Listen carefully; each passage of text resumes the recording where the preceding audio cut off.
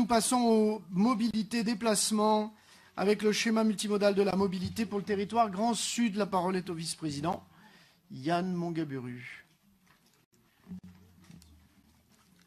Merci, Monsieur le Président. Vous le savez, en janvier 2016, le syndicat mixte des transports en commun a lancé études et concertations pour tourner son regard vers le Grand Sud métropolitain, une invitation que nous avions fait ensemble pour amener de nouveaux services de mobilité dans ce territoire, ce nouveau territoire de notre métropole qui ne bénéficie pas jusqu'à aujourd'hui de la même qualité de service que le territoire historique de la métropole. Après une étude confiée à l'agence d'urbanisme de la région grenobloise pour travailler sur les besoins et les évolutions, à la fois en termes urbains et de déplacement dans les années à venir, et le recrutement d'un cabinet extérieur pour nous accompagner dans la concertation, l'ensemble des maires ont été rencontrés. Le comité de déplacement Grand Sud s'est réuni à 4 reprises sur ce sujet et nous avions confié par ailleurs à un panel citoyen la rédaction d'un avis pour identifier non seulement les besoins mais les priorités qu'ils souhaitaient voir mettre en œuvre. C'est plus de 60 citoyens qui se sont réunis après tirage au sort de ce territoire et des territoires voisins et qui pendant 3 jours ont travaillé sur les besoins de mobilité à court, moyen et long terme qu'ils identifiaient. Un comité de pilotage a réuni non seulement le syndicat mixte de transport en commun, mais aussi évidemment la métropole et les opérateurs de mobilité, les territoires voisins qui ont participé assidûment à nos travaux, ainsi que le département de l'Isère et la région Auvergne-Rhône-Alpes. Je veux ici souligner le travail colossal qui a été réalisé en un an, à la fois par les équipes, par les autorités de mobilité conjointement, par les opérateurs de mobilité et par les citoyens que nous avons sollicités, mobilisés durant les différentes briques de participation pour parvenir aujourd'hui au schéma de mobilité co-construit avec eux qui vous est proposé. Et je voudrais particulièrement, si vous le permettez, remercier l'accompagnement de la vice-présidente Françoise Gerbier, à qui le syndicat mixte avait confié cette mission que de travailler sur l'amélioration des services de mobilité dans le Grand Sud, en plus de la mission qu'elle avait déjà acceptée sur la logistique urbaine et les services de voitures partagées. La métropole doit tourner son regard vers le Grand Sud métropolitain, au-delà de ce qui étaient ses frontières anciennes. Et ça doit nous inviter à re-questionner certaines représentations que nous avons nous-mêmes, nous tous, de notre territoire. Le premier message que nous avons entendu, vu, et je sais qu'il tient à cœur non seulement aux citoyens, mais aux maires de ce territoire, c'est que l'ère grenobloise ne ressemble plus véritablement à un Y depuis 2014, mais beaucoup plus à un X pour desservir l'ensemble des zones urbaines. Je pense évidemment à la branche historique Grenoble-Vif, mais aussi autant à la zone historique Grenoble-Visil, qui désormais est de notre responsabilité au syndicat mixte et à la métropole. La vallée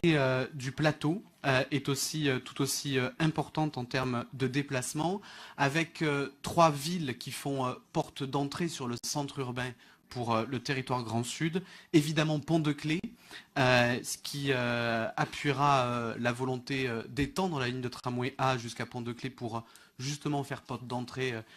du Grand Sud métropolitain, mais tout autant, et il nous faut le voir avec attention, la commune d'Échirolles et la commune d'Ébin, qui jouent le même rôle de porte d'entrée en termes de déplacement pour ceux qui habitent le sud métropolitain. Une autre spécificité importante à remarquer, c'est un territoire qui est moins dense en termes urbains évidemment que le centre métropolitain, moins dense mais dont les besoins de mobilité sont tout aussi, si ce n'est plus important, puisque la dépendance à l'usage de la voiture individuelle y est encore plus fort que dans le reste de notre territoire, malgré un niveau de précarité sociale et énergétique de la population au moins aussi élevé que dans certaines zones urbaines. Pour mesurer l'effort de solidarité que nous avons à faire, la population de Visil a un niveau de possession en véhicule tout à fait comparable aux populations d'Échirolles, de Saint-Martin-d'Hères et de Fontaine. Si nous voulons garantir donc le droit à la mobilité pour tous, et pas seulement que pour le centre urbain, il nous faut pleinement, dans les années à venir, tourner le regard vers le Grand Sud métropolitain. Le troisième message que les citoyens nous ont apporté fortement, c'est celui d'avoir une approche multimodale et non pas seulement une approche en termes de transport en commun, pleinement conscients qu'ils sont, au-delà du besoin d'améliorer l'offre en transport en commun, que vu la faible densité de certains de ces secteurs, elle ne pourra pas répondre de la même façon que dans les secteurs denses. Ils nous appellent donc à faire autant d'efforts sur le vélo et les autoroutes à vélo, excusez-moi du mot, c'est ceux utilisés par le panel citoyen dont je rends compte aujourd'hui, d'accentuer les efforts sur le vélo à assistance électrique, de parier sur la multimodalité avec des points métro-mobilité qui puissent faire jonction, sur les infrastructures ferroviaires et la sollicitation du projet de tram-train est pleine et entière par le panel citoyen, mais aussi et encore sur l'usage de la voiture partagée, qui est au moins autant une partie de la solution si nous voulons diminuer le coût des déplacements pour ces populations. Ce qui vous est proposé à l'issue de nos travaux aujourd'hui, c'est de valider les principes généraux du schéma de mobilité multimodale pour le Grand Sud et d'engager la métropole sur ce qui relève de sa compétence, le syndicat mixte ayant d'ores et déjà délibéré sur ce qui relève de la sienne, avec un phasage qui doit permettre des améliorations dès la rentrée de septembre 2017, d'autres améliorations en septembre 2018 et une perspective d'amélioration encore en 2019 avec l'extension de la ligne de tramway A et la reprise des travaux sur le Rondeau et la 480.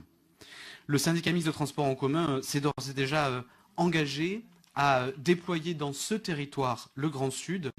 les expérimentations sur la voiture partagée dès septembre 2017, de façon à faire de ce territoire un territoire démonstrateur avant un déploiement à l'échelle métropolitaine. C'est dans le secteur de Vars et Saint-Paul-de-Vars, dans le secteur d'Échirolles et Champagné, dans le secteur de Giers, Visil, Champs-sur-Drac, Saint-Georges-de-Comiers, ou sur la ligne Flexo 65 entre Ebens et Visil, que seront déployés dès septembre les nouveaux services de covoiturage, autopartage ou d'options de type Tag and Car, où nous expérimentons là le renforcement de l'offre de transport en commun par la mobilisation des covoitureurs. En 2018, et donc dans la seconde étape, c'est du TAD zonal, là aussi en utilisant la voiture partagée et les taxis, qui seraient déployés sur Saint-Pierre et Notre-Dame de Mézage.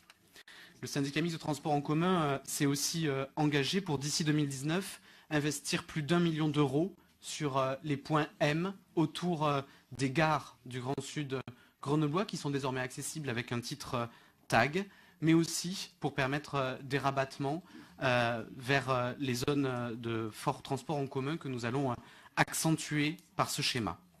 Dès septembre 2017, c'est le renforcement de la ligne 65 de Visil jusqu'à Grand Place désormais qui sera réalisé avec par ailleurs la mise en place de racks à vélo qui tiennent particulièrement à cœur à la vice-présidente Françoise Gerbier pour pouvoir combiner le vélo et les transports en commun. Nous expérimentons là les racks à vélo sur les bus. À l'issue de l'expérimentation, nous verrons si nous pouvons les déployer sur d'autres lignes. La ligne 66 qui sera étendue jusqu'à la gare de Jarry, comme c'était attendu depuis des années. La ligne 69 qui sera renforcée et qui, d'une ligne de type Flexo, trouvera un niveau de service de type Proximo pour faire la liaison de Visil jusqu'au campus universitaire de Saint-Martin-d'Hères. La création de la ligne 70 entre Montchabou et Champs-sur-Drac et pour l'ensemble de ces lignes, un effort de la part du syndicat mixte de transport en commun de 700 000 € dès cette année, en attendant l'étape 2 en 2018 de création de lignes express de Vif jusqu'à Grenoble et de Visil jusqu'à la gare de Grenoble. C'est les travaux que nous engagerons aujourd'hui en partenariat avec le département et la région pour conclure sur cette seconde étape en septembre 2018. Pour ce qui relève de la métropole, il vous est proposé aujourd'hui, au-delà des principes du schéma de mobilité, d'engager la partie métropolitaine des travaux sur ce qui concerne les modes actifs. Vous savez que nous avons engagé le plan piéton métropolitain qui sera un sujet pour le Grand Sud. Nous voulons aujourd'hui vous proposer à la délibération qu'en 2017, nous finalisions les travaux pour l'axe cyclable entre Hébin et Tavernol, tant attendu par le secteur, que nous reprenions les études, les voies vertes ayant été transférées pour l'axe cyclable entre Échirolles et Vars, que nous lancions les études aussi pour l'axe cyclable entre Grenoble-Pont-de-Clay et Pont-de-Clay et Visil, de façon à pouvoir engager avec la population une concertation sur les différents scénarios à l'automne 2017 et de réaliser des travaux complémentaires sur ces axes-là dont nous ferons une priorité en 2018. Le panel citoyen nous a mis en priorité l'amélioration des axes cyclables. Le Conseil régional d'Île-de-France, hier, voté à l'unanimité un schéma d'autoroute à vélo. Ce n'est pas mon mot, c'est celui de Valérie Pécresse. Aujourd'hui, il nous s'agit plus humblement ici de réaliser les axes cyclables métropolitains, bien au-delà du centre urbain, mais pour relier tous les métropolitains entre eux sur des espaces de chaussée séparés des véhicules automobiles. Je crois que le triste accident qui est intervenu hier à Fontaine doit nous inviter tous à la responsabilité pour engager l'apaisement et la protection des cyclistes à l'égard des modes motorisés. Il vous est proposé, chers collègues, aujourd'hui, de valider les principes structurants du schéma de mobilité et d'engager la métropole sur la réalisation des investissements concernant les modes actifs pour ce qui la concerne, le syndicat mixte des transports en commun ayant d'ores et déjà délibéré à l'unanimité sur ce qui relève de sa responsabilité.